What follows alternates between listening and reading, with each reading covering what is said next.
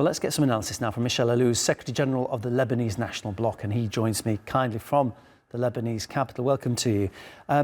For the incoming president, after 2 years of void and I suppose a kind of a lack of a leader, someone at the tiller to control the country, what would you say is the number one thing that needs to be done? We need to reclaim our state and our country. I think this is what we need to start with. And I think that Joseph Aoun is the right person to do that. So it is finally some good news that we have as Lebanese. We've been going through extremely harsh 5 years, financial collapse, a port blast with the whole capital that was, affected, the war and the destruction and the displacement of more than a million people. Finally, we had a ceasefire, and now the second positive piece of news is that Joseph Aoun is elected. He will have to focus mostly on two main pillars. One of them is, as I said, within reclaiming the state, is the first element of military sovereignty of the state. We need to make sure that we put an end to the reign of militias in our country. And here I talk specifically about Hezbollah. So this will be his biggest challenge. Make sure that the state has the monopoly of weapons and that the state and the army control the borders, and that the state also controls our diplomacy, that no one opens wars right and left as Hezbollah used to do over the last 30 years. Now, the second important pillar is all that is related to financial and economic reform and to accountability and to making sure that we have a proper judiciary in the country. You know that we've gone through one of the worst economic crises in contemporary history, and this would require extremely difficult political decisions also to be solved and to make us go through an IMF program.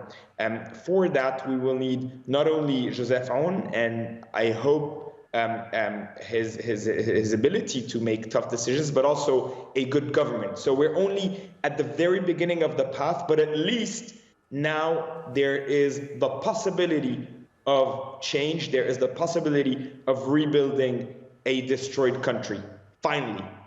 You talked about the financial problems and that money's needed. I mean, there was a deal on the table just a few years ago with the IMF, but compromises were needed.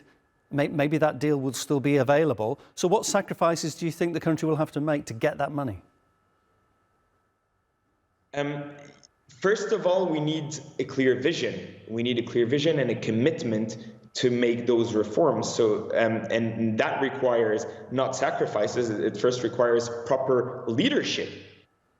Statespeople that are ready to make tough decisions in terms of how to distribute the losses of the financial sector, in terms of how to restructure the banking sector, knowing that there has been, incestuous relationship between the banking sector and the political class. All those decisions are extremely difficult to make. You have to have proper and solid statesmen ready to take risks from that perspective. Then there will need to be, obviously, a very deep reform of the public sector. Government has to shrink in size and gain in efficiency. And this obviously will be, a very difficult also sort of reform to make. In the meantime, we need to rebuild the country. Let's not forget that Israel has destroyed more than 100,000 residential units. 1 million people were displaced. Many of them were not able to come back to their destroyed homes. 60 villages are still occupied by Israel. So reconstruction is part of both the political and geopolitical dimension and equation, but it's also a key part of the economic reconstruction of the country. But we know that we won't get the money to rebuild if we don't make the financial reforms needed to go through the IMF path. There were foreign diplomats in the parliamentary building today while that vote was taking place, as I understand. Some countries, that would be considered very alarming as outside interference. It feels like Lebanon was embracing that. Do you consider the help, the assistance that's been, let's say, suggested will be received by countries like the US and Saudi Arabia. Do you consider that a good thing? Are you worried that actually Lebanon will end up being beholden to them and unduly influenced by them? Foreign interference and the presence of foreign envoys is definitely sad.